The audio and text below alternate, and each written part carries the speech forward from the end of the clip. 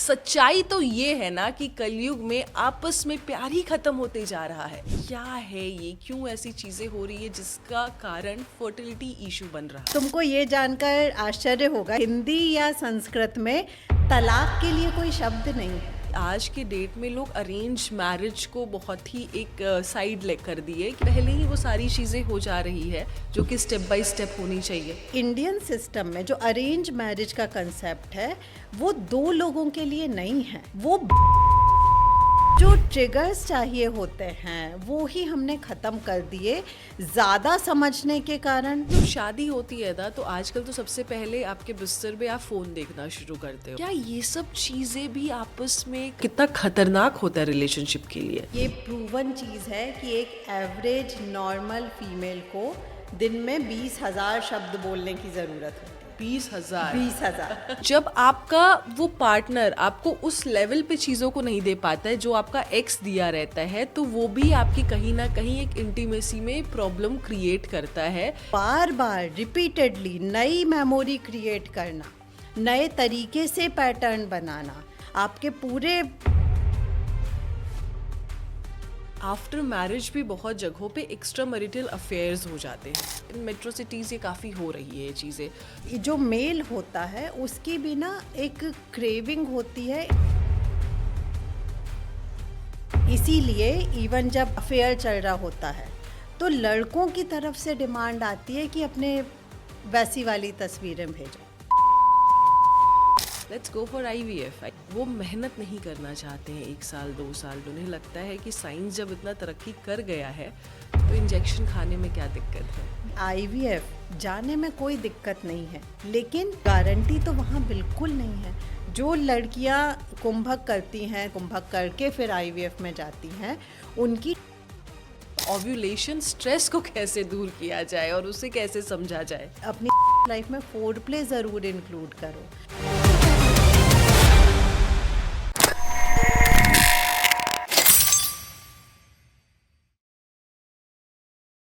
आज हम एक ऐसे टॉपिक पे बात करने वाले हैं जो कि सिर्फ आपके हेल्थ को नहीं बल्कि आपके रिलेशनशिप पे भी डीपली इम्पैक्ट डालती है।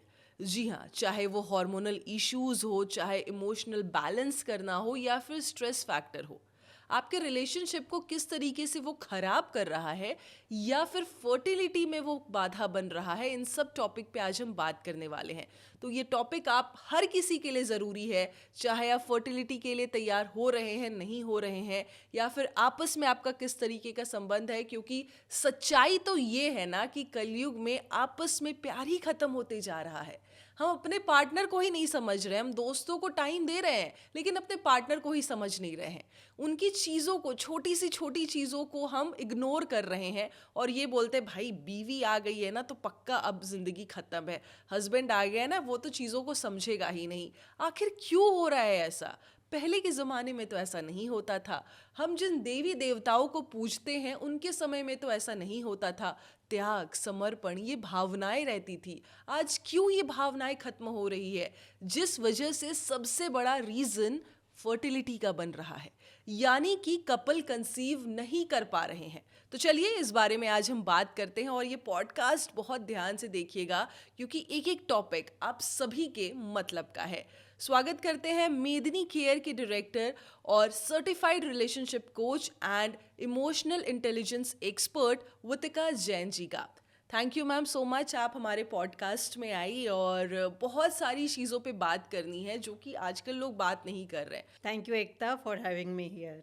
Thank you ma'am. पता है आजकल जितने पॉडकास्ट यूट्यूब पे आ रहे हैं, पॉडकास्ट की दुनिया हो गई है, बहुत सारी चीज़ों पे आ रही है, लेकिन बहुत कम या फिर ना के बराबर पॉडकास्ट ऐसा मिलता है जो कि आपस में रिलेशनशिप सुधारने पे बात हो। अपने लाइफ में पैसा कैसे कमाना है, हेल्थ कैसे अच्छा रखना है, उस पर तो बात हो रही है, लेकिन अंदर ही अंदर जो पार्टनर के साथ आप रह रहे हो, उस रिश्तों की वजह से जो इफ़ेक्ट पड़ रहा है उस पर बात नहीं हो रही है। तो सबसे पहले तो मैम ये बताइए कि क्या है ये, क्यों ऐसी चीज़ें हो रही है जिसका कारण फर्टिलिटी इशू बन रहा है। एकता, इसके लिए थोड़ा सा बैकग्राउंड देना चाहूँगी। जैसे जो इंडियन सिस्टम है, हमारी भारतीय कल्चर में सारे रिचुअल्स, सारी चीज़ें उस तरह से एस्टेब्लिश की हुई हैं कि आपकी सेहत आपकी इमोशनल हेल्थ और आपकी कंप्लीट वेल बीइंग की टेक केयर हो जाए। ऐसा सिस्टम बनाया जाए कि बेसिक चीज़ों के लिए आपको बहुत ज़्यादा एफर्ट नहीं डालना पड़े। तो इंडियन कल्चर में एक इंडिविजुअल सिंगल यूनिट नहीं होता था। इंडियन सिस्टम में एक यूनिट होता है, एक कपल, ठीक है। और अल्टीमेट गोल क्या है? लिबरेशन है। तो इसीलिए ये चाहे इंटीमेसी की बात हो, चाहे इमोशनल हेल्थ की बात हो, चाहे मेडिकल हेल्थ की बात हो, फिजिकल हेल्थ की बात हो, ये सारा उसमें ध्यान रखा गया था।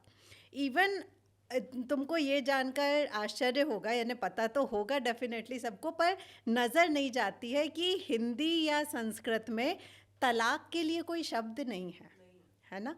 और आपको पता है 7 फेरे क्यों लिए जाते हैं? 7 फेरे इसलिए लिए जाते हैं, एक सर्कल 360 डिग्री का होता है, 360 डिग्री का होता है, ठीक है। उसमें डिवाइड करके देखो, 1 से डिवाइड होगा, 2 से होगा, 3 से होगा, 4 से होगा, 5 से होगा, 6 से होगा, 8 से होगा, 9 से होगा, 7 से नहीं होता। तो ये जो रिश्ता बन रहा है ये अविभाज्य हो, ये मानकर हमारे सिस्टम में शादी या रिलेशन बनाए जाते हैं। ये तो हो गई एक बात। अब जैसे आपने कहा कि पॉडकास्ट या बातें बहुत हो रही हैं इन चीज़ों के बारे में, यानी पैसे के लिए, संपन्नता के लिए, लेकिन मेंटल हेल्थ के लिए बात नहीं हो रही, इमोशनल हेल्थ की बात नहीं हो रही, और रिलेशनशिप की बात नहीं हो रही। क्योंकि ये जो कंसेप्ट्स आ रहे हैं, फिज़िकैलिटी पे बेस्ड जो कंसेप्ट हैं, ये विदेश से आ रहे हैं। हमारे यहाँ तो सब संपन्न था ही था। एक परिवार का एक बिजनेस था जिसमें लेडीज़ का एक अलग रोल था, जेंट्स का एक अलग रोल था। लेडीज़ के रोल की जब हम बात करें तो ऐसा नहीं है कि केवल चौके चूल्हों का हो। यानी मेरे एक बहुत क्लोज़ फ्रेंड्स में मैंने देखा है, राजपूत हैं वो, इतना घूंघट लिया जाता है। आप वेस्टर्न डेफिनेशन में अगर सबसे ज़्यादा प्रताड़ना वाला कोई चीज़ बोला जाता है फीमेल्स के लिए तो घूंघट सिस्टम है, ठीक है। इतने घूंघट में भी पूरे घर का कंट्रोल आंटी के पास रहता है। तो उनका चूंकि खुद का है सब कुछ, किसने क्या करना है, किसको कैसे रहना है, ये काम कौन करेगा, वो क्या होगा, कहाँ से माल आएगा, कहाँ पे डिलीवर होगा, किसकी जिम्मेदारी रहेगी, रिचुअल्स कौन अटेंड करेगा, व्यवहार कौन निभाएगा, सारा कंट्रोल एक्चुअली में लेडीज़ के पास होता था। अब इसको पूरी तरह मिसकम्युनिकेट कर दिया गया। जहाँ पे 30-40 लोगों का परिवार होता था, यानी दादा के भाइयों का पूरा परिवार साथ में रहा करता था, अचानक से लगने लगा, obviously because of external influences, कि दिस इज़ नॉट वर्किंग। झगड़े हो रहे हैं, ये हो रहा है, वो हो रहा है, तो चलो ठीक है, 30-40 की जगह 10-15 का परिवार हो गया, है ना। केवल चाचा ताऊ और अपना परिवार। फिर भी दिक्कत हुई, चलो और छोटा कर लेते हैं, मम्मी पापा बेटा बहू 2 या 3 बच्चे। नहीं साहब, ये भी नहीं जम रहा है, तो मम्मी पापा बेटा बहू 2 की भी जगह अब 1 बच्चा। नहीं, अभी भी सुख नहीं मिल रहा, आनंद नहीं मिल रहा, तो क्या करें, और छोटा किया। मम्मी पापा के कारण ये सब होता है, तो उन्हें अलग रख दिया गया। अब नौकरी या जिस भी रीज़न से हस्बैंड वाइफ और 1 बच्चा। अब जो कपल्स आ रहे हैं, भाई हमें बच्चा भी नहीं चाहिए, ठीक है, केवल हस्बैंड वाइफ, ठीक है, वैसा भी करके देख लिया। और अब ये है कि भाई शादी का कमिटमेंट हम नहीं करेंगे, हम जिम्मेदारी नहीं लेंगे, तुम और मैं रहते हैं साथ में, जब तक चले तो चले, नहीं तो लिव इन में काम चला रहे हैं। तो एक्चुअली में प्रॉब्लम कहाँ थी? शायद हम में ही थी, और हमने कंक्लूड करके अपने सारे सपोर्ट सिस्टम हटा दिए। यानी अथर्ववेद में लाइफ इंश्योरेंस का जो वर्णन है वो था हमारा कुटुंब, हमारा समाज, हमारी जॉइंट फैमिली, जहाँ पर एक विधवा बुआ, एक कंवारा चाचा, एक अनाथ बच्चा आराम से पल जाता था। ना उसे प्यार की कमी होती थी, ना न्यूट्रिशन की कमी होती थी। रादर मेरे पापा लोगों की से जब बात होती है तो कई बच्चों को तो पता ही नहीं होता था कि हमारी असली माँ क्यों है, कौन है। यानी सारी जो घर में औरतें थीं, बड़ी माँ, छोटी माँ, मझली माँ, माँ ही माँ होती थीं। कोई एक की जिम्मेदारी वो खाना खिला देगा और सारा काम हो जाएगा, है ना। सिमिलरली उस कल्चर से ही एक जिम्मेदारी, एक सिस्टम प्रिवेल करता था कि एक लेडी ने श्रृंगार कैसा करना है, मेकअप नहीं, श्रृंगार कैसा करना है, क्योंकि वो श्रृंगार उसकी खूबसूरती को बढ़ाने के लिए ना होकर उसकी जो कमज़ोरी है उसको टेक केयर करने के लिए होता था। दिशाबंद होते थे, सही समय पे सही जगह से सही हार्मोन रिलीज़ होना चाहिए, वो होता था। और एक था मेल और फीमेल, इसके बारे में अपन आगे और बात करेंगे। ठीक है, मानव जाति के ही दो लोग हैं, लेकिन उनका पूरा स्ट्रक्चर 100% अलग है। तो इसीलिए दोनों की इमोशनल नीड्स भी अपनी अपनी जगह केटर हो जाती थी। अब जब पूरी बात केवल इंडिविजुअलिज्म पर आ गई है कि मैं संपन्न होनी चाहिए, मैं खुश होनी चाहिए, और जब तक मैं खुश नहीं हूँ तब तक वो सारी चीज़ें गलत हैं जो मेरे आसपास हैं। अब इससे बात और आगे बढ़ी, कुछ पर्टिकुलर चीज़ों को ही हमने आइडेंटिफाई कर लिया कि आई एम कांग्रेसी और आई एम बीजेपी वाला, ठीक है, या फिर सेक्सुअल इंक्लिनेशन पे हमने आइडेंटिटी रख दी, वर्किंग और हाउसवाइफ पे आइडेंटिटी रख दी। तो जब आइडेंटिटी का बेस ही गड़बड़ है या आइडेंटिटी का बेस ही सिर्फ फिजिकलिटी है, तो बातें तो फिजिकल वर्ल्ड की ही होंगी ना, और सॉल्यूशन उससे कहीं नहीं मिलेगा। एक ज़माना था, बहुत हमसे पहले का ज़माना नहीं होगा, मुझे लगता है कि हमारे इन लॉज के टाइम का मैं अगर बात कर लूँ तो उस समय क्या होता था ना कि जब शादी तय होती थी तो एक छोटी सी ना एक्साइटमेंट होती थी कि चेहरा देख लूँ अपने पार्टनर का, कैसा दिख रहा है, क्या है, उसमें खुशी मिल जाती थी। उसके बाद वो धीरे धीरे धीरे रिश्ता प्रगाढ़ होता था, एक दूसरे के लिए वो खुशी होती थी, एक दूसरे के काम करने में हैप्पीनेस होता था। दिन भर अगर हस्बैंड काम करके आ रहा है तो वाइफ का चेहरा शाम को देख के, वाइफ खाना परोस रही है तो उनको खुशी मिलती थी। उस समय भी कुछ ऐसी लेडीज़ थी जो जॉब करती थी और दोनों एक साथ शाम को टाइम स्पेंड करते थे, आपस में बातचीत करते थे। उस समय फ़ोन की कोई जगह नहीं थी, है ना। मैम ये क्वेश्चन ना बहुत इंपॉर्टेंट है लोगों के लिए। क्या है ना कि आज के डेट में लोग अरेंज मैरिज को बहुत ही एक साइड ले कर दिए कि नहीं, ऐसी चीज़ें होती नहीं हैं और हम खुश नहीं रह पाएंगे। सबसे बड़ा जो डिवोर्स का कारण है वो अरेंज मैरिज होता है। लेकिन क्या आपको लगता है कि वो रिश्ता भी ऐसा था जिस वजह से लोगों में एक हार्मोनल प्रॉब्लम्स नहीं आती थी, फर्टिलिटी इशू नहीं होता था और स्ट्रेस नहीं होता था, क्योंकि हर चीज़ें स्टेप बाय स्टेप होती थी। और आज के समय में पहले ही वो सारी चीज़ें हो जा रही है जो कि स्टेप बाय स्टेप होनी चाहिए। देखिए, ये चीज़ ना, जब मेरी शादी नहीं हुई थी तो मैंने अपने पापा से पूछा था कि पापा, अगर मैं कोई लड़का सजेस्ट करूं आपको तो आप कंसिडर करोगे क्या? तो उन्होंने कहा बिल्कुल, उसमें कोई दिक्कत नहीं है, लेकिन तू ये सोच कि जब से तुम इतने से थे, जब तुमको भी नहीं पता था कि तुम्हें क्या चाहिए है, तब से जिन माँ बाप ने तुम्हारी हर कही अनकही ज़रूरतों का ध्यान रखा है, क्या वो तुम्हारे आगे के लिए वो ध्यान नहीं रखेंगे? कितने बार ऐसा होता है, कितने कपल्स को देखकर मुझे पर्सनली लगता है कि जैसे सपोज लव मैरिज में है कि यार ये लड़की इतनी केपेबल है, अगर इसकी शादी इसके मम्मी पापा की मर्ज़ी से होती तो राज कर रही होती, कहीं इतनी स्टेबल फैमिली में होती।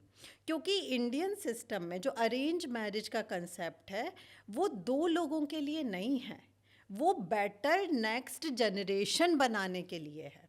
इसीलिए आपका पूरा कुटुंब देखा जाता है, आपकी सोशल इमेज देखी जाती है, आपका सच में कितनी संपत्ति है वो भी देखा जाता है, ग्रह नक्षत्र, न्यूमरोलॉजी, एस्ट्रोलॉजी, सब कुछ देखी जाती है। और उसके बाद फिर दो लोगों को साथ में बोला जाता है कि चलिए आप ज़िंदगी बिताइए। इंटीमेसी, सेक्स, वो तो हो ही जाएगा, उसमें तो कोई दिक्कत ही नहीं है, लेकिन मेरे बेटे के लिए किस तरह की लड़की बेस्ट होगी वो शायद एक माँ या एक पिताजी बेहतर जानते हैं। दूसरी बात जो तुमने बोली वो गुदगुदी होने वाली, तो ये इस तरह ये चीज़ें एक्चुअली इमोशनल ट्रिगर्स होते हैं, है ना। कि जैसे विदाई में अगर किसी लड़की को रोना नहीं आ रहा हो तो क्या करेंगे, कुछ पुरानी ऐसी बातें याद की जाती हैं, कुछ ऐसे गीत गाए जाते हैं कि वो ट्रिगर दें और हार्मोनल रिलीज, जैसे आंसू बोलते हैं, वो आ जाए। अभी मैं कुछ अपने फेवरेट डिश के बारे में सोचूं तो मुंह में पानी आ जाए। ये ट्रिगर्स देने पर सही हार्मोन रिलीज होते हैं। अब दो लोग हैं साथ में पढ़ाई की, बहुत इंटेलिजेंट, बहुत अच्छे लोग, ठीक है, दोनों को प्यार हो गया, ठीक है, साथ में रह रहे के अफेक्शन होता ही है, तो प्यार हो गया, साथ में काम शुरू किया और टाइम साथ में बिताया, तो 24 घंटे वो साथ में ही हैं। अब आप बताओ, वो इतने क्लोजली काम कर रहे हैं कि वो जो गुदगुदी वाली बात है वो नहीं हो पाएगी। उनके लिए ये शरीर या वो शरीर एक ही बात है, तो एक्साइटमेंट कहाँ से होगा? अरेंज मैरिज में जब आप शादी होके जाते हो ससुराल, तो उस कमरे में जब आपका हस्बैंड भी एंटर होता था तो भी थोड़ा कुछ गोल्डन बटरफ्लाइज उड़ती थी। अब वो कहाँ से उड़ेंगी? तो जो ट्रिगर्स चाहिए होते हैं वो ही हमने ख़त्म कर दिए, ज़्यादा समझने के कारण, ज़्यादा जानने के कारण, हर चीज़ का पूरा कंट्रोल अपने हाथ में लेने के कारण। तो वो जो एक भरोसे में जाने वाली बात है, वो वाली चली गई, शायद एजुकेशन ज़्यादा होने के कारण, या फिर हमें उस समय में जब हमारे हार्मोन्स पीक पे होते हैं तो हमारे सारे डिसीजंस हार्मोनल ड्रिवन होते हैं, है ना। और उसके बाद आप देखो, एक रिलेशनशिप की ना ग्रोथ की स्टेज होती है। जो चीज़ें आपको शादी के इनिशियल ईयर्स पे चाहिए थी, वो शायद शादी के 3-4 साल बाद नहीं चाहिए, कुछ और चाहिए। पर हमारी दृष्टि उस समय तो केवल उतने पर ही रहेगी जो हमें महसूस हो रहा है, जो हमें चाहिए है। तो अब जो बचा हुआ पार्ट है आपके सवाल का कि फर्टिलिटी इम्पैक्ट हो रही है। फर्टिलिटी एक फ़ीमेल के लिए मेनली हॉर्मोन्स हैं। अब जब हमारे सही समय पे सही ट्रिगर्स ही नहीं आएंगे तो हॉर्मोन्स सही कैसे रिलीज़ होंगे? जब हम ये इंडिपेंडेंट बनने की होड़ में जो एक फ़ीमेल को बेस्ट चीज़ लगी वो थी इकोनॉमिक स्टेबिलिटी। अगर मैं कमाने लगूं तो ही मेरी इज्जत होगी इस घर में, ये जो सोच आ गई उसके कारण एकता हमारा सेलिब्रेशन फैक्टर ख़त्म हो गया। हमें श्रृंगार करना नहीं आता है, हमें खुश रहना नहीं आता है, हमें हर चीज़ में दूसरे से उम्मीद होती है कि वो ये करेगा तब मैं खुश हो पाऊंगी, और उसने ये नहीं किया इसीलिए मैं दुखी हूँ। सासू माँ ने ऐसा बोला था 5 साल पहले, इसीलिए मैं आज तक दुखी हूँ, ठीक है। तो इससे डेफिनेटली फर्टिलिटी बहुत ज़्यादा इम्पैक्ट हो रही है। हम देखते हैं हमारे प्रोग्राम्स में जो लेडीज़ हैं सब कुछ करना चाहती हैं पर बहुत लॉजिकली करती हैं। जो एक इन्वॉल्वमेंट वाली बात होती है, जो एक एन्जॉय करने वाली बात होती है, एक जो बचपना होता था जो शायद हमारी मम्मी में आज भी है कि यार ये त्यौहार आ रहा है क्या बनाएंगे, और हम कैसे हो गए, हाँ यार फिर से आ गया, चलो देख लेते हैं क्या करेंगे, देखती हूँ मुझे टाइम होगा ना ऑफिस से तो ही मैं कुछ कर पाऊँगी। तो वो जो रूखापन जो पहले मेल्स में होता था शायद वो हमने ले लिया है, और वो जब नमी हमारे अंदर नहीं रहेगी, वो ममता, वो आनंद, वो यानी किसी से मिलकर भीग जाने वाली फीलिंग अब ख़त्म हो गई है। तो इसीलिए हम जितने यानी फेमिनाइन की जगह हम बहुत ज़्यादा लॉजिकल, बहुत ज़्यादा मस्कुलिन हो गए हैं। तो वो चीज़ें तो फर्टिलिटी में डेफिनेटली दिखेंगी। बिल्कुल। अब जैसे मान लीजिए मैम, अब शादी हो गई, ठीक है, दो लोग साथ रहने लगे, लेकिन कहीं ना कहीं वो सोचते हैं यार इस साल नहीं करना है, 2 साल बाद करना है, 3 साल बाद ट्राई करना है, चाहे उनकी एज 30 साल हो, 32 साल हो, 33 साल हो, उनका एक ही चीज़ रहता है कि थोड़ा टाइम आपस में गुजार लेते, फिर will try for the conceiving thing. तो क्या ये सही है और कितना सही है? यार देखो, ये तो उन दोनों के म्यूचुअल अंडरस्टैंडिंग की बात है।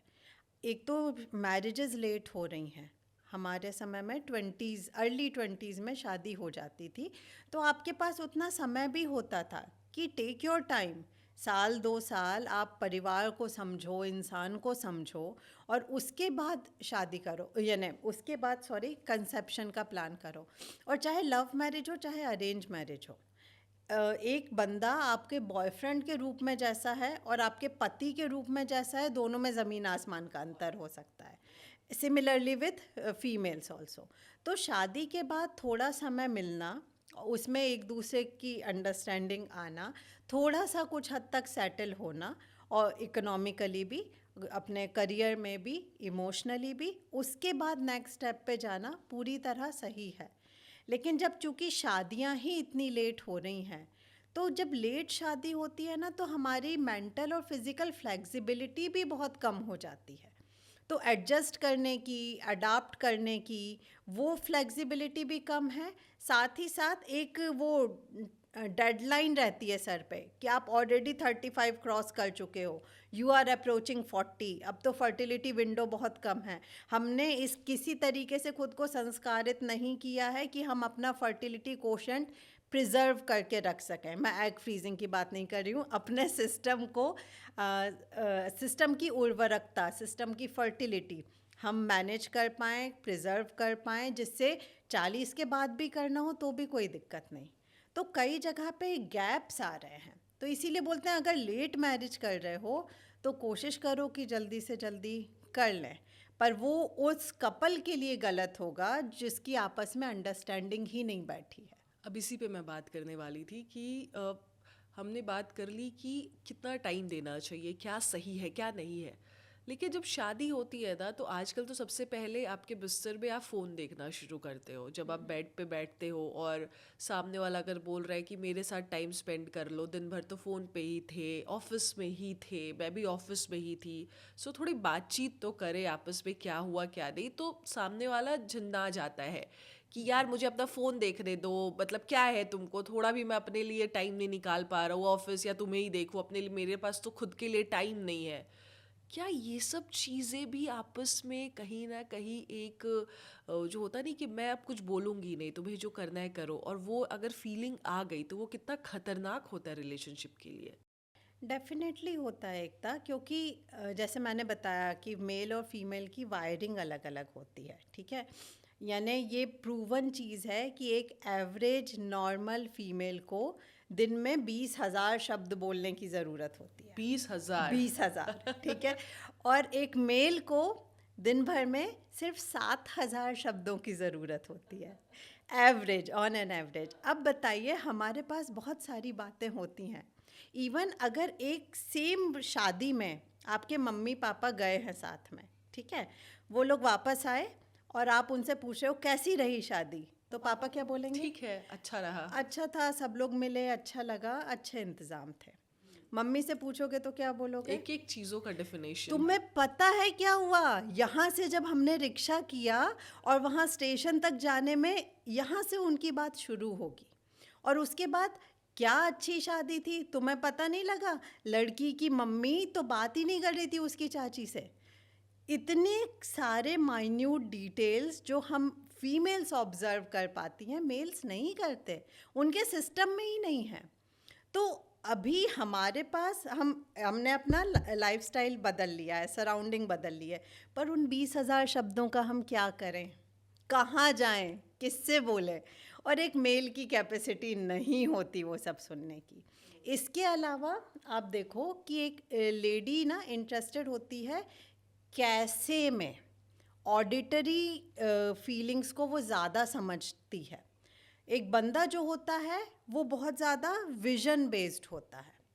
इसीलिए इवन जब अफेयर चल रहा होता है तो लड़कों की तरफ से डिमांड आती है कि अपने वैसी वाली तस्वीरें भेजो, न्यूड्स भेजो, कैसी दिख रही हो ये बताओ, अच्छा साड़ी पहनी है, क्लिक करके भेजो। एक फीमेल कभी नहीं पूछेगी, हमें नहीं चाहिए, पर तुम यार अब तो वैसे बात नहीं करते जैसे पहले करते थे, तुमने वो गिफ्ट दिया पर ऐसे ही दे दिया यार। हम वो कैसे में जाते हैं। तो it is more about how for us, है ना। तो जब ये पूरी तरह पर्सनैलिटीज़ ही अलग हैं, तो एक दूसरे की सिर्फ डिमांड और सप्लाई पे हम नहीं चल सकते।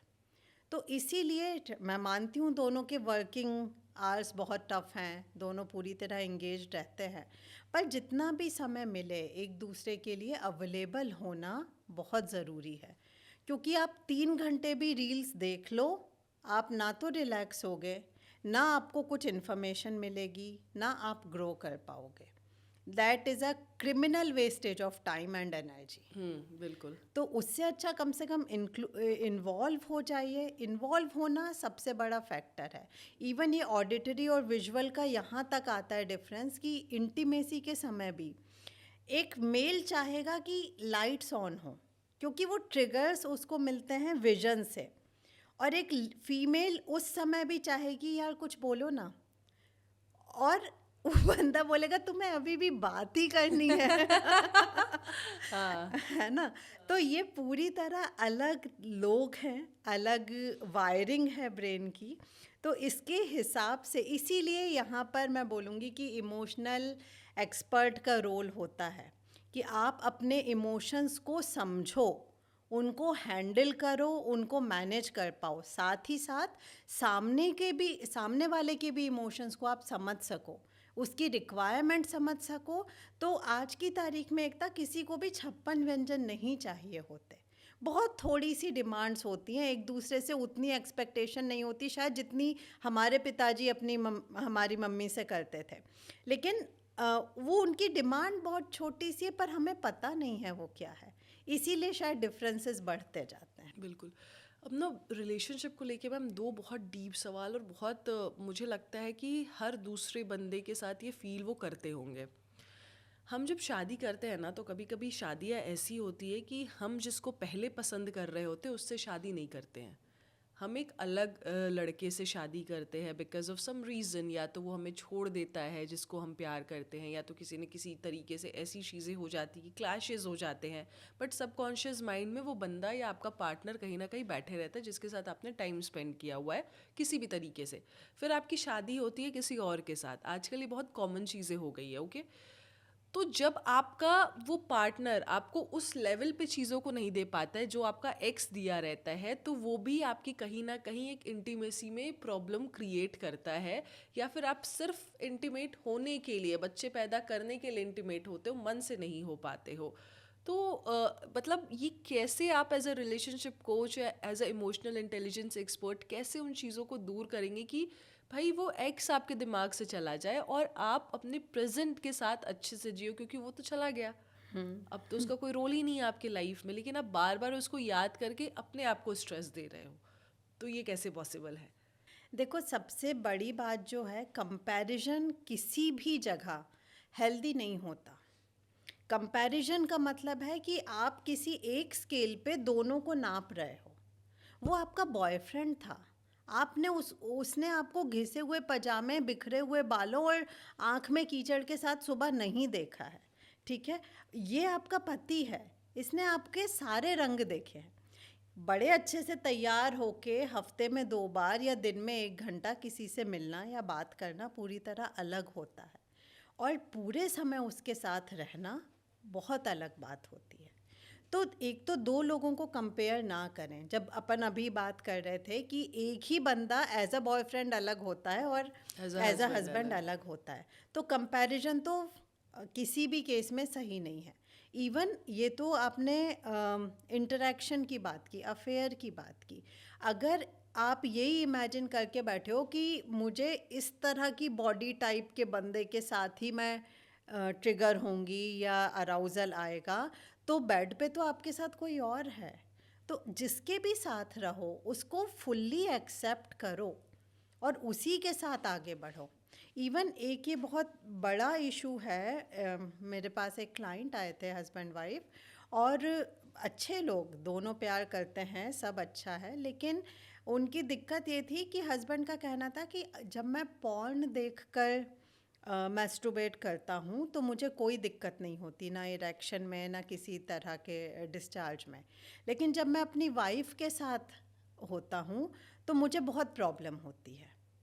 अब इसका क्या रीज़न है कि आप इमेजिनेशन में कुछ करना चाह रहे हो, उस तरह के सीन, उस तरह के विजुअल से आप एक्साइट हो रहे हो, और जो रियल लाइफ में है, जो एक सामान्य अच्छी लड़की आपके साथ है, उसके साथ आप इंटीमेट नहीं हो पा रहे। तो इसको हम एंकरिंग बोलते हैं कि आपने कुछ एक घटना हुई, बहुत इंटेंस घटना हुई, ठीक है, ये इंटरेक्शन भी हो सकता है और कुछ विपरीत परिस्थितियाँ भी हो सकती हैं, दोनों वे में, जहाँ भी इंटेंसिटी ज़्यादा हो। तो उस समय आपके आसपास जो जो है या जो जो आपके साथ है, आपने घटना से उसको एंकर कर लिया। तो जब तक वैसा नहीं होगा तब तक आपको वो फीलिंग नहीं आएगी, या वो फीलिंग आ रही है तो वैसी ही चीज़ें होनी चाहिए आपको, आप पूरी तरह शिफ्ट हो जाते हो। तो फीलिंग्स जो होती हैं ना, फीलिंग्स एक्चुअली आपका इमोशन होता है जो कि जनरेट हुआ है किसी इन्फॉर्मेशन के कारण, उसको ब्रेक करना ज़रूरी है। अगर एक कोई बंदा है जिसने ज़िंदगी भर ये देखा है कि पैसों को लेकर या पार्टनरशिप को लेकर लोग बहुत धोखा देते हैं, बहुत गंदे तरीके से बिहेव करते हैं, सारे रिश्ते टूट जाते हैं, तो हो सकता है उसके साथ जो लोग हों वो वैसे नहीं हों, ख़राब नहीं हों, लेकिन जब भी उस चीज़ से रिलेटेड कोई बात आएगी तो वो वही ट्रिगर हो जाएगा कि देखना अब ये गड़बड़ होने वाला है ना। और उसके कारण हम इतने प्रोटेक्टिव हो जाएंगे कि शायद जो गड़बड़ नहीं भी होने वाला था वो हमारे रिएक्शंस, हमारी अंडरस्टैंडिंग और हमारे रिस्पॉन्सेस के कारण ख़राब हो जाएगा। तो ये हमारा as a emotional intelligence expert या रिलेशनशिप कोच, हमारा यही काम होता है कि आपको अवेयर करवाएं कि ये चीज़ आ कहाँ से रही है, और उस पैटर्न को धीरे धीरे सिस्टमेटिकली ब्रेक किया जाए। जब इन्फॉर्मेशन से फीलिंग बनती है तो सही इन्फॉर्मेशन देने से फीलिंग चेंज भी हो जाएगी। तो बार बार रिपीटेडली नई मेमोरी क्रिएट करना, नए तरीके से पैटर्न बनाना, नई चीज़ों से एक्यूमुलेट करना या एसोसिएट करना चीज़ों को, आपके पूरे बैकलॉग वाले पैटर्न को ब्रेक कर सकता है। बिल्कुल। अभी हमने एक्स की बात की, बट आफ्टर मैरिज भी बहुत जगहों पे एक्स्ट्रा मैरिटल अफेयर्स हो जाते हैं, which is also very big problem. आज के ज़माने में जो डिवोर्स केसेस हो रहे हैं उसमें आप 30-40% यही देखेंगे कि एक्स्ट्रा मैरिटल अफेयर है, स्पेशली विद हस्बैंड किसी के साथ हो गए, वाइफ ने नहीं बर्दाश्त किया या वाइफ को कोई और पसंद आ गया। इन मेट्रो सिटीज़ ये काफ़ी हो रही है ये चीज़ें, और बहुत बार तो ये हो जाता है कि हस्बैंड वाइफ आपस में ये एडजस्ट कर लेते कि चलो ठीक है, तुम्हारा अपना तुम अपना देखो, समाज के सामने हम एक कमरे में, या एक कमरे में भले हम अलग अलग है, समाज के सामने ऐसा लगेगा कि we are the husband wife. तो ये भी बहुत एक खतरनाक स्टेज दिख रहा है इंडिया में, जो होना नहीं चाहिए। इंडिया का एक कल्चर नहीं है जो चीज़ें यहाँ के लोग एक्सेप्ट कर रहे हैं। तो ये क्यों हो रहा है? ये इसका भी कारण काफ़ी हद तक ये है कि हमारा ना रिलेशन के साथ हमारी नीड्स चेंज होती जाती हैं, पर हम वो एक्सेप्ट नहीं कर पाते कि वो नीड्स चेंज हो रही हैं। शादी के इनिशियल डेज में आप देखो, एज अ फीमेल आप कितने अच्छे से रहते हो घर पे। जो हनीमून पीरियड होता है, डेली का आज ये पहनना है, इसके साथ ऐसी हेयर स्टाइल, ऐसी चूड़ियाँ, ऐसा ये, ऐसा वो किया जाता है। हस्बैंड के पसंद का कुछ ऑर्डर किया जाएगा या बनाया जाएगा, जो जैसा भी टाइम परमिट करे।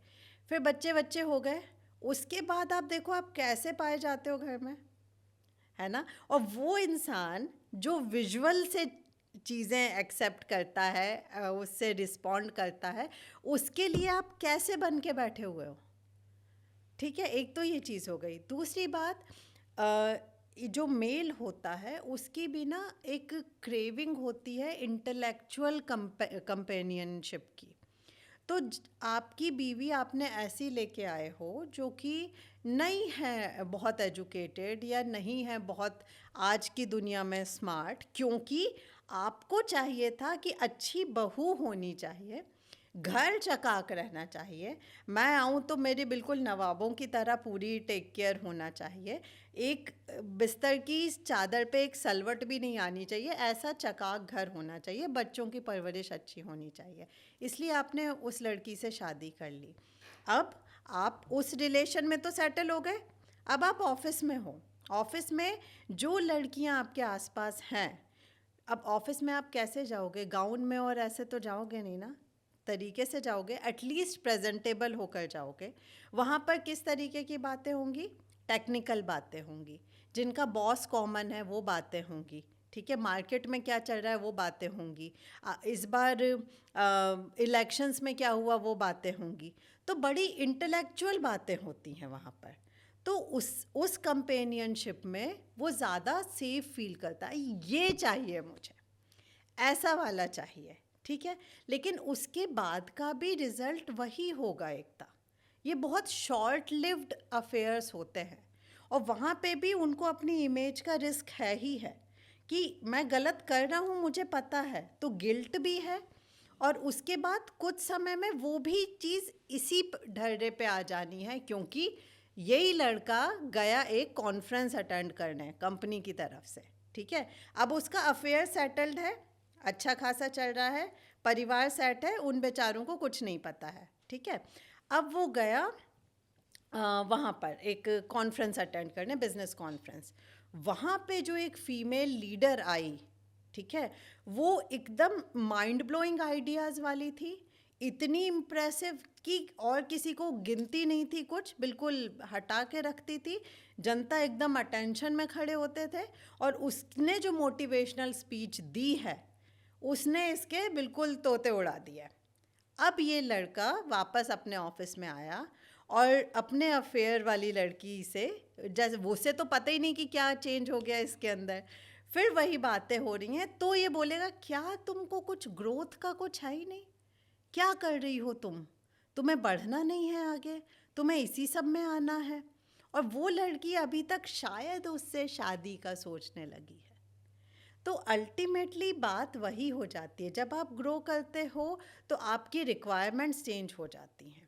इसीलिए ये हमें समझना चाहिए कि ये आ कहाँ से रहा है और इसकी लाइफ स्पैन कितनी है। तो जब आप ये समझ जाओगे ना, तो इतना इधर उधर होने की ज़रूरत नहीं पड़ेगी। आप एक हेल्दी फ्रेंडशिप में भी रह सकते हो। नो डाउट अपने माइंडसेट के लोगों से मिलना जुलना बात करना अच्छा लगता है, तो वो करो, उसमें कोई दिक्कत नहीं है। लेकिन अपने इमोशंस तो इंटैक्ट रखो। जो चीज़ सेटल हो गई है उसको तो बार बार डिस्टर्ब मत करो।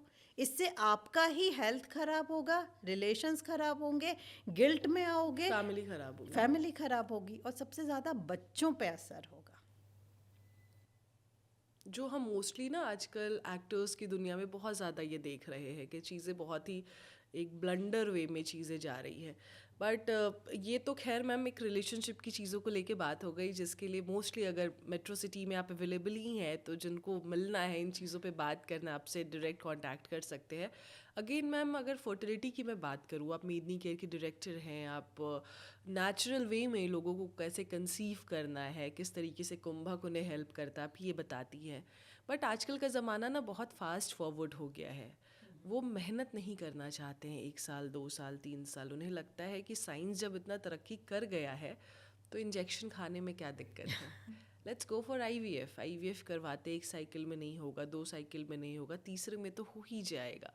अगर आपका बॉडी अच्छा नहीं है, सपोर्टिव नहीं है, तो क्या IVF भी आपको सपोर्ट करता है? देखो एकता, यहाँ पे फिर वो कंसेप्ट आता है जिसे हम बोलते हैं इंस्टेंट ग्रेटिफिकेशन का। जो हमारा आजकल ये बहुत चल रहा है ना, तुमने सुना होगा कि मन जो चाहे वो करो। मन is actually your unconscious mind, जो कि आपके कंफर्ट में ही रहना चाहता है ना। तो पिज़्ज़ा है या जिम है, क्या करना है? पिज़्ज़ा खा लेते हैं यार, जिम कर लेंगे बाद में। ऐसे ही IVF जाने में कोई दिक्कत नहीं है, लेकिन गारंटी तो वहाँ बिल्कुल नहीं है। अल्टीमेटली वो कर क्या रहे हैं? मेटिंग ही करवा रहे हैं और आपके अंदर डाल रहे हैं। IVF आज से 30-40 साल पहले जब रिसर्च करके इन्वेंट हुआ था, तो उसका मेन मोटिव ये था, 2 चीज़ों में वो काम करेगा, इसके लिए आया था। पहली तो ये कि जिस लेडी की किसी भी रीज़न से दोनों फैलोपियन ट्यूब्स डैमेज हो गई हों या रिमूव कर दी गई हों, उसके लिए IVF बेस्ट ऑप्शन है, या द ओनली ऑप्शन है हम कह सकते हैं। दूसरी बात, जिसके हस्बैंड में किसी रीज़न से बहुत सीवियर लेवल का इरेक्टाइल डिसफंक्शन हो, कि इंटीमेसी नहीं हो पा रही, पेनिट्रेशन नहीं हो पा रहा, उस केस में IVF चले जाओ। तो तो बहुत फेयर बात थी, उसमें कोई दिक्कत नहीं थी। लेकिन आपको पता है एक्चुअली आईवीएफ का प्रोसेस जो है टेक्निकली बहुत अच्छा हो गया है, मानती हूँ, लेकिन कितना टोलिंग होता है। आपको खुद को डेली के इंजेक्शन्स लगाने होते हैं, आपको खुद को इतना मॉनिटर करना होता है कि आपके इम्प्लांट के जस्ट पहले आपको डेली ब्लड टेस्ट कराना होता है। आपने एक एक चीज़ ऑब्ज़र्व करके नोट करके देनी है। आप हर हफ्ते जा रहे हो उस सेंटर में, आईवीएफ सेंटर में इंटरनल एग्जामिनेशंस होते हैं। तुम एज अ फीमेल बताओ, अगर कोई अनजान तुमसे टच भी हो जाए तो कैसा फील होता है। विथ 100% बेस्ट इंटेंशंस, मैं ये मान रही हूँ कि वहाँ जो लोग हैं वो आपके साथ गलत नहीं करना चाह रहे, पर मैं एज अ फीमेल, मेरा शरीर तो उसके लिए रिस्पॉन्ड करेगा ना। तो आप देखोगे जो आईवीएफ प्रोसीजर पे जाता है, लॉजिकली हाँ इंजेक्शन लगेंगे, ये होगा ये होगा ये होगा, और उसके बाद you will get a baby. पर उनका फील बहुत ख़राब हो जाता है, एक्सपीरियंस बहुत ख़राब हो जाता है। डेली के हार्मोन्स दिए जा रहे हैं आपको जो आपके सिस्टम ने प्रोड्यूस नहीं किए, वो कैसे मैनेज करे उन हार्मोन्स को, जबकि आपका ऑफिस भी चल रहा है, आपकी एज भी कोई 20s में नहीं हो आप, ठीक है। उसके बाद इकोनॉमिक बर्डन भी है, घर में भी जो चल रहा है वो तो चल ही रहा है, ना ट्रैफिक बदला है, ना बॉस बदला है, ना पति बदला है, और उसके ऊपर से ये सारी चीज़ें, और एआई आ गया है तो उसका टेंशन, जॉब रहेगा नहीं रहेगा, ईएमआईज चल रही हैं, वो सारा तो एज इट इज़ है। आईवीएफ आपने करवा भी लिया, उसके बाद इम्प्लांट भी हो गया, तो वेटिंग पीरियड क्या होता है कि आपका सिस्टम एक्सेप्ट कर रहा है या नहीं कर रहा है। अब अगर ये तो हमारे अनुभव की बात है कि अगर हमें अच्छा नहीं लग रहा है, तबीयत में फीवरिश हो रही है, तो हम पार्टी करने नहीं जाएंगे, हम नहीं चाहेंगे कि कोई तीसरा बंदा आए। तो जब आप वेटिंग टाइम में होते हो, उस बीच में आपके साथ इतना कुछ हो रखा होता है कि शरीर को लगता है कि क्या भाई, यानी ये तुम अभी तो मैं रेडी नहीं हूँ। जबकि डिजिट्स में, रिपोर्ट्स में जो जो पैमाने होते हैं, जो जो मानक होते हैं, स्केल्स होती हैं, उसके हिसाब से आपको सब कुछ दे दिया गया है, पर आपका शरीर उस स्थिति में नहीं है कि वो एक्सेप्ट कर पाए। तो अगर आईवीएफ पर भी जाना है तो भी कम से कम शरीर को इतना तो बना लो कि वो सही रिस्पॉन्स दे पाए। जो लड़कियां कुंभक करती हैं, 3 महीने 4 महीने कुंभक करके फिर आईवीएफ में जाती हैं, उनकी डोसेज कम हो जाती है दवाइयों की। जहाँ 300 mcg दिया जाता है, वो 100 में उनका काम हो जाता है। एग्स सही बनने लगते हैं, रप्चर सही होने लगते हैं, उनको साइड इफ़ेक्ट्स कम होते हैं इन सारे प्रोसीजर्स के, तो उसमें भी जल्दी रिजल्ट मिलेगा। तो अल्टीमेटली आपका शरीर रेडी होना चाहिए पहले। बिल्कुल। और ये लोग समझते नहीं हैं, उन्हें लगता है कि बस बेड से उठो और जाओ और आईवीएफ हो जाएगा। अब अब मैम, जो सबसे इम्पॉर्टेंट और एक सवाल मेरे दिमाग में आ रहा है ना, जिससे लोग गुजर रहे हैं आज के समय में, क्योंकि बच्चे पैदा करने के लिए ना ज़बरदस्ती ओव्यूलेशन के टाइम सेक्स किया जा रहा है, इंटीमेट हुआ जा रहा है ज़बरदस्ती, बिना मन का। मतलब मेरा मन नहीं है, लेकिन फिर भी वो चीज़ें हो रही है, आप थके हुए हो लेकिन बच्चा भी चाहिए, घर वाले बोल रहे हैं, आपका खुद का मन है, तो हमें तो ओव्यूलेशन के टाइम पे एक साथ होना ही पड़ेगा। फिर उस समय गुस्सा आता है, अगर कहीं पति बाहर चला गया, आप बाहर चले गए, कोई घर पे आ गया, तो उस समय अगर टाइम नहीं मिल रहा है तो वो एक आपके स्ट्रेस का अलग कारण बन रहा है। तो ये ओव्यूलेशन स्ट्रेस को कैसे दूर किया जाए और उसे कैसे समझा जाए? इसके 2 एस्पेक्ट हैं। पहले एक शुरू से शुरू करती हूँ। तुम्हारा फेवरेट डिश क्या है एकता? मेरा फेवरेट डिश मैम, मैं वो दाल घोटली जानती हूँ, दाल की दुल्हनिया जो बनती है, दल पिट्ठा हमारे तरफ बोलते हैं, हाँ। वो मुझे बहुत पसंद है, कभी भी दे दो मैं खा लूँगी। ठीक है, अब तुम्हारे सर पे बंदूक लगी हुई है और बोले 5 प्लेट दल पिट्ठा खा लो, तो क्या तुम एंजॉय करके खा पाओगी? कभी या नहीं। तुम्हारा पेट भरा हुआ है तब बोला जाए कि ये खा लो क्योंकि तुम्हारी फेवरेट डिश है, तो क्या मैं एंजॉय कर पाओगे? बिल्कुल नहीं। नहीं कर पाएंगे। एक्चुअली कुंभक साइंस में, आयुर्वेद में, ये जो ओवल्यूशन टाइम बोला जाता है वो भी अलग तरीके से कैलकुलेट किया जाता है, वो हम बताते हैं अपने फर्टिलिटी सेशंस में। देखिए, एक तो होता है कि आपका एग इतने हो जाने चाहिए, इंटरनल एंड्रोमेट्रियोसिस की लेयर इतनी हो जानी चाहिए तो बेस्ट टाइम होता है। ये सारी फिज़िकल कैटेगरीज है, फिज़िकल सिम्टम्स हैं। एक्चुअली में मेटिंग का मतलब होता है कि जब आपके अंदर का एनवायरनमेंट अच्छा हो मेटिंग के लिए। दूसरी बात, स्पर्म का भी एक लाइफ स्पैन होता है। It stays in your system for some time, for some few days probably. ठीक है, तो यहाँ पर हम ये बताते हैं अपने पार्टिसिपेंट्स को कि ओवल्यूशन कैसे ऑब्जर्व करना है, कैलकुलेट नहीं करना है, कोई ऐप नहीं, कोई किट नहीं। तो उस समय जब वो लोग करते हैं तो चीज़ें होती हैं। और वो क्या है कि आप अपने सिस्टम को ऑब्जर्व करो। जब आपके पीरियड्स चल रहे होते हैं तो आपका मन नहीं करता है ना कि कोई पास भी आके बैठे, हस्बैंड भी बैठे तो लगता है यार थोड़ा दूर हो, स्पेस दो।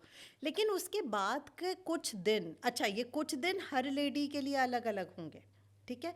कुछ दिन ऐसे होते हैं जब आपका मन करता है किस चीज़ का, यार गोलगप्पे खा के आए, आज शॉपिंग चलें, या आज दोस्तों को इनवाइट करें, या आज इंटीमेट हो।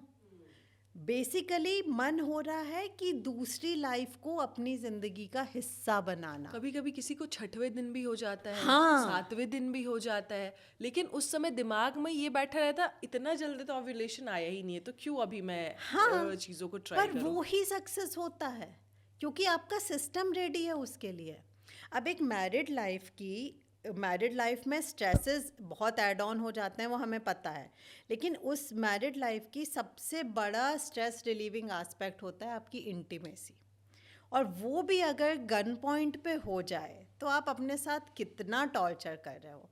आपको नहीं पता कि आपका हस्बैंड जो अभी ऑफिस से आ रहा है, बॉस से लड़ाई करके आ रहा है, इस्तीफा फेंक कर आ रहा है, या गाड़ी पे डेंट लग गया है तो किसी से लड़ के आ रहा है, हालत ख़राब हो चुकी है, कल सुबह जल्दी पहुंचना है ऑफिस क्योंकि रिलीज़ है, आज रात को देर तक काम करना है, एंड यू आर लाइक, आप बिल्कुल कोई एनवायरनमेंट नहीं क्रिएट कर रहे हो। आप उस मोड में हो अपने घिसे हुए पजामों और टी शर्ट में, ठीक है, और गन पॉइंट पे हो कि बॉस डॉक्टर ने बोला है और आज इंटीमेट होना है। हाँ, कैसे होगा?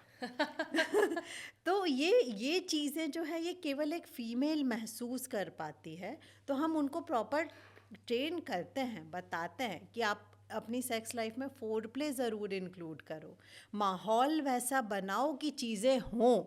बंदे को बताने की कोई ज़रूरत नहीं है कि आज मेरी क्रेविंग हो रही है, पर आप ऐसा माहौल माहौल, बनाओ। हाँ माहौल ऐसा करो। फोर प्ले की कुछ एक्टिविटीज़ होती है वो इंक्लूड करो, अलग तरीके से ड्रेसअप हो, घर को थोड़ा अच्छा रखो, उसके पसंद का कुछ बनाओ या जोमेटो कर दो, ठीक है। वो खुशबुओं से अराउजल होता है मेल्स में बहुत ज़्यादा, तो ऑर्गेनिक डिफ्यूज़र्स लगाओ, अच्छी म्यूज़िक लगाओ। बहुत सी चीज़ें हैं जिससे बंदे का दिमाग ऑफिस से निकल के घर पे आएगा, रिलैक्स होगा। और रिलैक्सेशन के साथ साथ अराउजल कैसे हो वो भी बताया जाता है, तो चीज़ें होंगी फिर। मैम, लोगों को ना अभी इंडिया में स्पेशली मेट्रो सिटीज़ के कुछ जगहों पे जो अपर क्लास है उनको तो रिलेशनशिप कोच के पास जाना है इसका मतलब समझ में आता है, लेकिन बहुत से ऐसे लोग हैं जिनको ये समझ में नहीं आता कि मैं उनके पास क्यों जाऊँ, या अगर मैं कंसीव नहीं कर पा रही हूँ तो उनका क्या रोल है मेरे लाइफ में, वो कैसे मेरे रिलेशन को सुधारेंगे। वो सोचते हैं कि साइकेट्रिस्ट के पास चले जाओ या साइकोलॉजिस्ट से कंसर्न कर लो। तो इसमें ऐसा उनको ये बताइए कि क्या रोल है आपका और किस तरीके से आप लोगों के रिश्तों को सुधार रही हैं। देखिए, ये एकता इसमें सिर्फ कंसेप्शन की बात नहीं है, ओवरऑल भी देखो जो हेल्दी हैबिट्स होती हैं उनको अपनाने में एक मेंटर के साथ वो अपनाना आसान हो जाता है।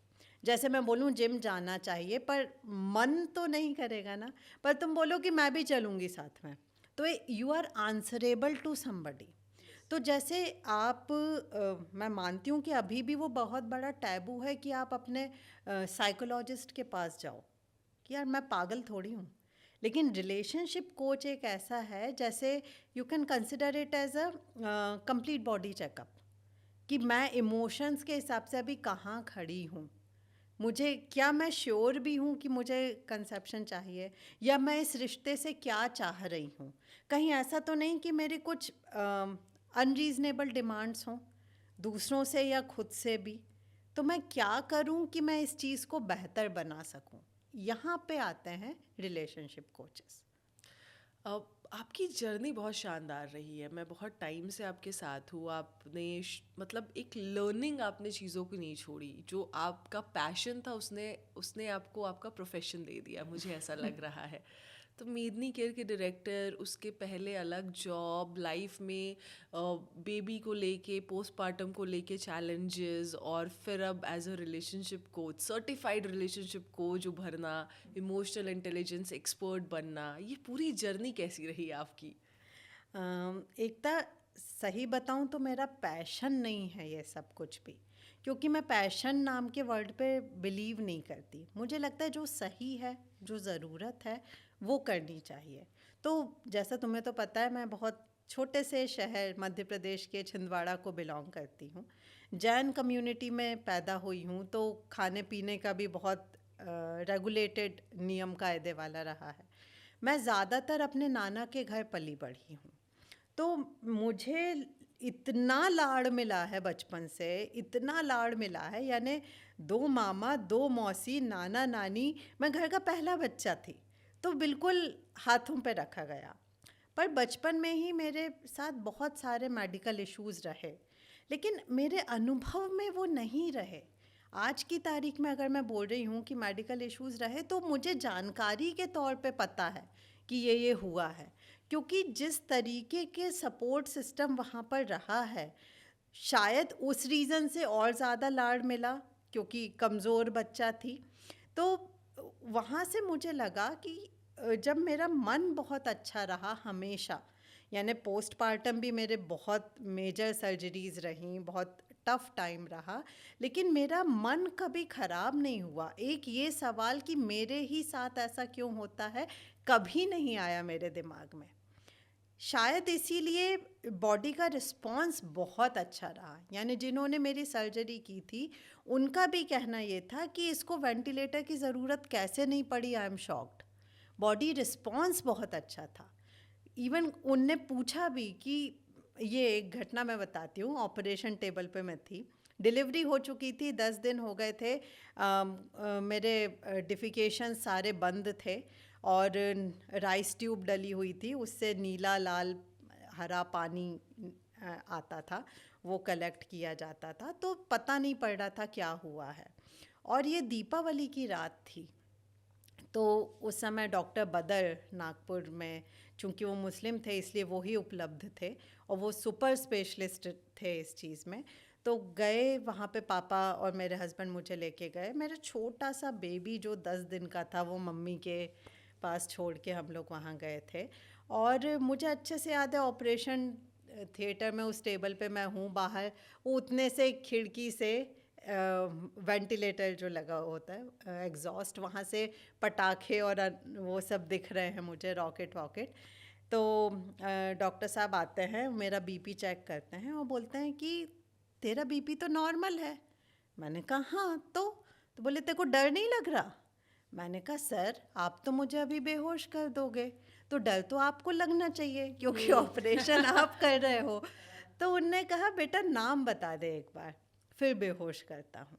तो शुरू से ही मुझे ये लगा कि जिस तरीके से आपको सपोर्ट किया गया, जिस तरीके से मुझे ग्रूम किया गया, तो उसमें ये चीज़ बहुत क्लियर थी कि जो भी मेरे पे परिस्थितियाँ आ रही हैं, वो इसीलिए आ रही हैं शायद कि मेरा इतना अच्छा सपोर्ट सिस्टम है। कोई और होता तो बेचारा नहीं हैंडल कर पाता। तो मैं, वो जो एक ग्रैटिट्यूड वाली फीलिंग थी, वो कभी भी ख़त्म नहीं हुई। आज मैं 43 इयर्स की होने वाली हूँ, अभी तक एक दिन भी ऐसा नहीं आया कि ग्रैटिट्यूड ख़त्म हो गया हो। जो भी हो रहा है कृपा है, उन्हीं के कारण हो रहा है, और वो ही आगे लेके जाएंगे, चाहे जो हो। तो ये फिर आईटी इंडस्ट्री में रही मैं, 10 साल काम किया। वहाँ पे रह के हमेशा ये लगता रहा कि यार, हर किसी को ना पेरेंट्स नहीं बनना चाहिए। कुछ तो एलिजिबिलिटी क्राइटेरिया होना चाहिए कि बंदा उतना बैलेंस्ड हो, स्टेबल हो, हैप्पी हो, तब वो पेरेंट बने, नहीं तो बच्चों पे बहुत गलत असर होता है जो कि पूरी तरह आप पे डिपेंडेंट है, उनके साथ गलत किया जाता है। तो फिर स्वामी जी मिले, मैंने उनसे 1-to-1 में ट्रीटमेंट लिया, जो चेंजेस मैंने देखे, फिर मैंने रिक्वेस्ट की कि इस चीज़ में हमें कुछ काम करना है। तो फिर मेदिनी शुरू हुआ और यहाँ से आगे बढ़े। जब हम अपने पार्टिसिपेंट से मिले तब ये रियलाइज़ हुआ एकता कि यार ये कंसेप्शन तो ठीक है, पर इनके रिलेशंस इतने ख़राब हैं कि वो कैसे कंसीव करेगा। यानी अगर मैं एज अ थर्ड पर्सन बैठ के एक कपल को देख रही हूँ तो मैं उनकी ज़िंदगी का हिस्सा नहीं बनना चाहूँगी, क्योंकि मम्मा इतनी टेंशन में है, पापा एकदम चिढ़े हुए बैठे हैं, तो मैं किसके भरोसे जाऊँ वहाँ। तब लगा कि नहीं, ये चीज़ पे भी काम करना ज़रूरी है। तो कुंभक थेरेपी तो अपना काम करती ही है। देखिए, कुंभक से कुछ अलग चीज़ें भी होती हैं आपके मेडिकल इश्यूज़ रिजॉल्व होने के अलावा। आपका टॉलरेंस बढ़ेगा, स्ट्रेंथ बढ़ेगी, तो हैप्पीनेस कोशेंट बढ़ेगा। एक जब ताकत आती है शरीर में तो इंडिपेंडेंस फील होती है, आप क्रिएटिव कामों में लगते हो, आपका लिबिडो बढ़ता है, रिलेशंस अच्छे होते हैं। लेकिन एक चीज़ और मैं बोलना चाहूँगी, जैसे अपन ने अरेंज मैरिजेस की बात की, कितना भी दिमाग लगा लो कि इस राशि का, इस नंबर का, ऐसा लड़का वैसी लड़की, अल्टीमेटली जब आपको हैंडल अपने इमोशंस को ही करना पड़ता है, तो जो संभव हो वो सब करो, लेकिन यहाँ पर अपने रिलेशंस का रिमोट कंट्रोल अपने हाथ में रखना ज़रूरी है, तभी आप अपनी ज़िंदगी सही से बिता पाएंगे। इमोशनल इंटेलिजेंस के लिए 2 लाइन कही गई हैं कि खज़ां की रुत में गुलाब लहजा बना के रखना, कमाल ये है। हवा की जद पे दिया जलाना, जला के रखना, कमाल ये है।